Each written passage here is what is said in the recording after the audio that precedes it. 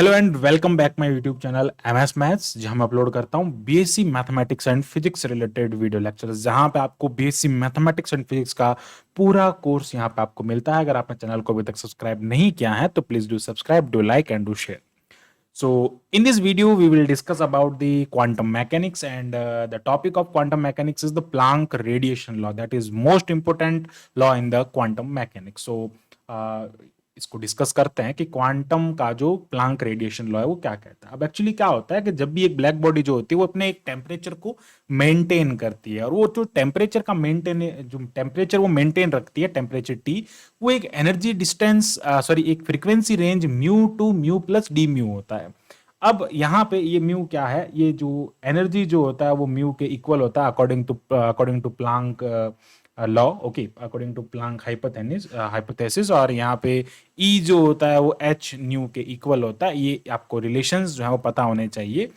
अब यहाँ पे हम क्या करते हैं, इसको जो फेज जो है एक स्टेट, एक जब भी हम स्टैटिस्टिकल जो फेज डायग्राम से जो सॉल्व करते हैं तो मोमेंटम का फेज लेते हैं, तो उसके थ्रू हम इसको सॉल्व करने की कोशिश करेंगे। उस रेंज में ले गया कि हम इसको सॉल्व करेंगे, तो यहाँ पे आपको जो टोटल रेडिएशन जो इसका फाइंड करना है, यानी कि यू लैम्डा डी लैम्डा आपको यहाँ पे फाइंड करना। तो हम स्टार्टिंग कहाँ से करेंगे, इसमें यू लैम्डा डी लैम्डा हम यहाँ पे फाइंड करना चाहेंगे। तो हम इसको क्या करेंगे, इस रेंज में ले जाएंगे। तो जब हम इस रेंज में ले जाएंगे तो सबसे पहले हमको न्यू से काम करना स्टार्ट करना पड़ेगा, यानी कि जो हमारा energy you nu D new जो है उसका मतलब क्या होगा। तो इसका मतलब ये हो जाएगा कि नंबर ऑफ मोड्स। तो जो मोड जो है वो उसके आपको भी बताते हैं कि क्या होता है, the number of modes of oscillation. क्योंकि प्लांक ये कहते हैं कि इलेक्ट्रॉन्स जो होते हैं वो एक ऑस्किलेशन टाइप, उनके केविटी के बीच में गैप होता है, वो उसमें एक एनर्जी जो होती है उसको एक एक ऑस्किलेटर के फॉर्म में लेट करता है ना, क्योंकि एक हर चीज जो है हम इसमें एक क्वांटा के फॉर्म में देखते हैं। ओके, तो number of modes of oscillation of EMF. तो इसका जो इलेक्ट्रो ईएमडब्ल्यू ना, इलेक्ट्रोमैग्नेटिक वेव जो है उसका ऑस्किलेशन हम यहाँ पे देखते हैं in frequency in given frequency range. जो आपको फ्रीक्वेंसी रेंज है म्यू से म्यू प्लस डी म्यू, उसमें हम यहाँ पे देखते हैं फॉर यूनिट वॉल्यूम, एक यूनिट वॉल्यूम ऑफ केवीटी, यानी कि एक जो केवीटी के फॉर्मेट में हम उसको देखते हैं वो एक यूनिट वॉल्यूम जो है वो यहाँ पे ये हो जाता है। ओके, अब इसको क्या करना है, आपको मल्टीप्लाई करना है। यहाँ पे हम क्या करते हैं, इसको मल्टीप्लाई करते हैं। ओके, अब हम क्या करेंगे, इसको मल्टीप्लाई करेंगे। तो इसको जब हम मल्टीप्लाई किससे करेंगे, जो हमारा एनर्जी, ओके, जो एनर्जी होता है प्लांक के एक ऑस्किलेटर का। अब ये यहाँ पे इसको फॉर्मूले को थोड़ा सा समझें कि सबसे पहले तो ये हमको फाइंड करना है। ये हम कैसे फाइंड करेंगे, ये हम फाइंड करेंगे मोमेंटम के फेज से। सो मोमेंटम की हेल्प लेंगे हम यहाँ पे। मोमेंटम की हेल्प कैसे लेंगे आप उसको थोड़ा सा समझें यहाँ पे। तो मोमेंटम की हेल्प हम ऐसे लेंगे, NP DP is equals to, अब फॉर्मूला कहां से आता है, स्टैटिस्टिकल फिजिक्स से, और वो है हमारे पास में 4 pi P square D P upon H cube. अब ये क्या होता है, देखो मोमेंटम एक्सिस कुछ इस टाइप से होती है। यहाँ पे एक सर्कल होता है, यहाँ पे भी एक सर्कल होता है, वो एक स्पेयर के फॉर्म में चलता है। और यहाँ पे जो हम रेंज लेते हैं, इसकी जो रेंज होती है वो रेंज क्या हो जाती है, P two P plus D P.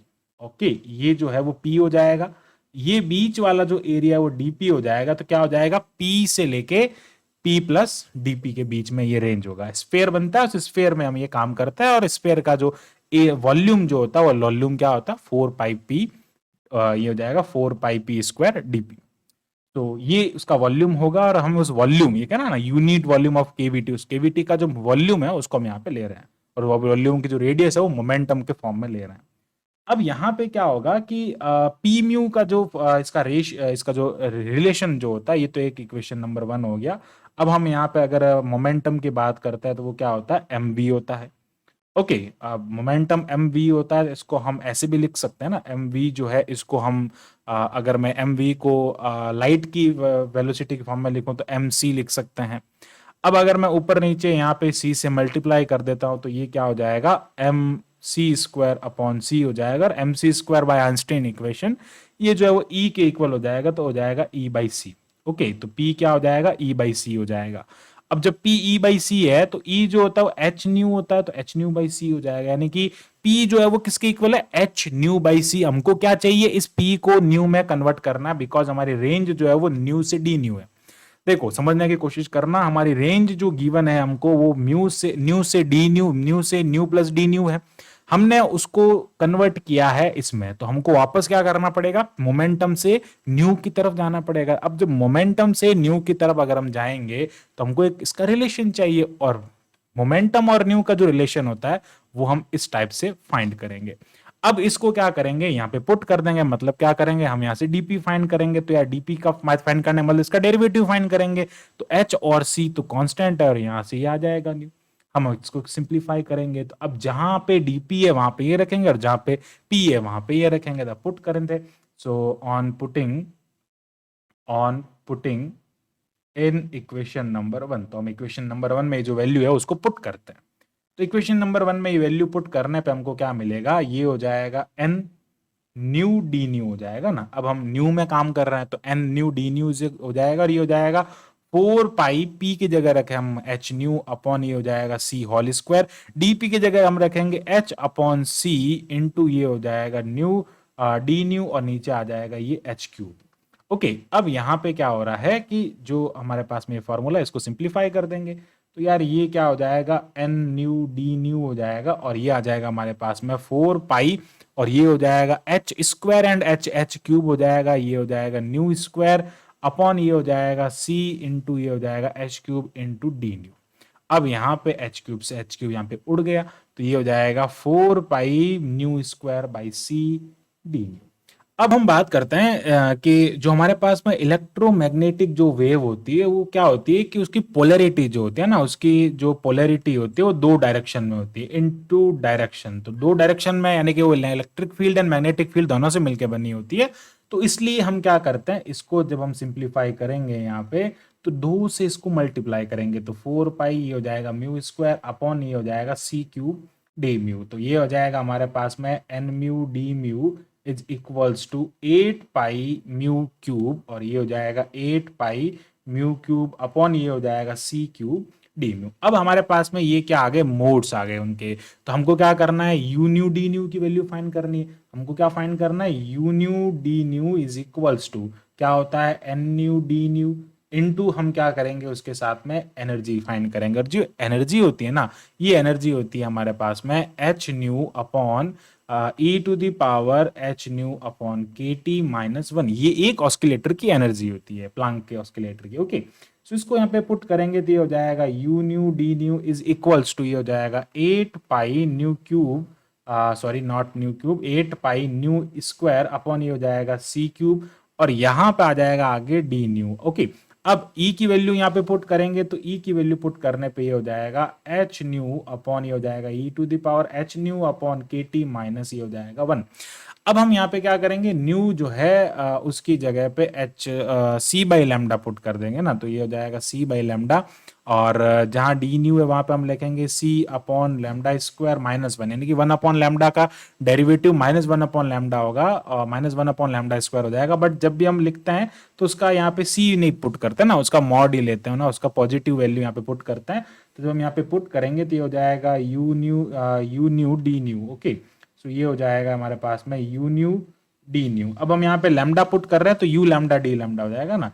अब यहाँ पे हम लैम्डा की फॉर्मेट में पुट कर रहे हैं, कि जहाँ म्यू है वहां लैम्डा पुट कर रहे हैं, तो यू लैम्डा डी लैम्डा हो जाएगा, तो ये हो जाएगा 8 पाई सी बाई लैम्डा का होल स्क्वायर हो जाएगा अपॉन ये हो जाएगा सी क्यूब। जहाँ डी लैम्डा है, सॉरी जहाँ डी म्यू है वहां पे हम लिखेंगे C upon lambda square D lambda, और यहाँ पे भी क्या है, जहाँ पे म्यू है वहां सी बाई लैम्डा लिखेंगे E to the power H C upon ये हो जाएगा लैम्डा के टी माइनस 1 हो जाएगा। सो नाउ अब जो कैंसिल हो रहा है उनको कैंसिल कर देते हैं, तो यार ये हो जाएगा U lambda D lambda is equals to ये आ जाएगा हमारे पास में 8 pi C square into C upon ये हो जाएगा सी क्यूब इंटू ये हो जाएगा लैम्डा पावर 4, ये लैम्डा स्क्वायर एंड ले lambda square lambda power 4 D lambda हो जाएगा, और यहाँ से ये आ जाएगा एच सी अपॉन ये हो जाएगा यहाँ पे एच सी बाई लैम्डा, और ये आ जाएगा E to the power H C upon एक सेकेंड, इस लैम्डा को भी अगर हम नीचे लाएंगे तो ये लैम्डा ना यहाँ आ जाएगा, तो ये जो लैम्डा है मल्टीप्लाई में है तो यहाँ आ जाएगा, तो लैम्डा पावर वन एक और आ जाएगा यहाँ पे, तो ई टू द पावर ये हो जाएगा H C upon lambda K T minus ये हो जाएगा 1।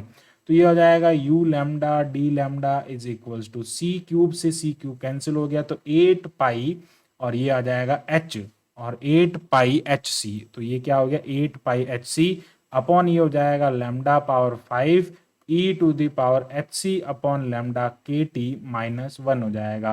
तो अगर हम इसको सही ढंग से थोड़ा इज्जत से अगर इसको लिखेंगे तो यार ये क्या हो जाएगा 8 पाई एच सी अपॉन ये हो जाएगा lambda power 5 and then 1 upon E to the power H C upon lambda K T -1 और यहाँ आ जाएगा डी लैम्डा। तो ये इसका थोड़ा इज्जत से लिखने पे ऐसा आपको मिलेगा। तो ये जो फॉर्मूला है इसको हम कहते हैं प्लांक रेडिएशन लॉ। तो क्या पता चलता है इसमें कि ये जो एनर्जी है ना यार, ये एनर्जी जो है वो प्रोपोर्शनल है। ये जो एनर्जी यू लैम्डा जो है ना वो प्रोपोर्शनल है 1 अपॉन लैम्डा पावर 5 के।